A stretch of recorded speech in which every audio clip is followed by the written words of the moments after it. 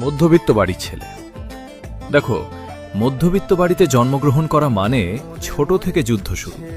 স্বপ্ন দেখতেও ভয় লাগে, কারণ জানা থাকে না সেটা পূরণ হবে কি হবে না।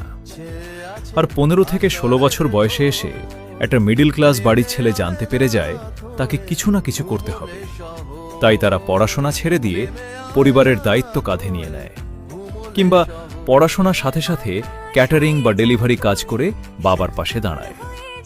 আত্মীয়রা জিজ্ঞাসা করে ছেলে কি করে, অল্প টাকা রোজগার করার কারণে বলতে পারি না, বাড়ির অবস্থা পাল্টাতে হবে। কথাটা ভেবে অনেক ছেলের রাতে ঘুম হয় না। বাবা মার কষ্ট দেখে নিজেকে অপরাধী মনে হয়। কাউকে ভালোবাসতে বলতে পারেন না, কারণ তাকে খাওয়াবে কি পড়াবে কি এই কথাগুলো ভেবেই পিছিয়ে যায়। কিন্তু মধ্যবিত্ত পরিবারের ছেলেরাই খুব স্ট্রং হয়, কারণ তারা টাকার মূল্যটা বোঝে। তাই বলছি,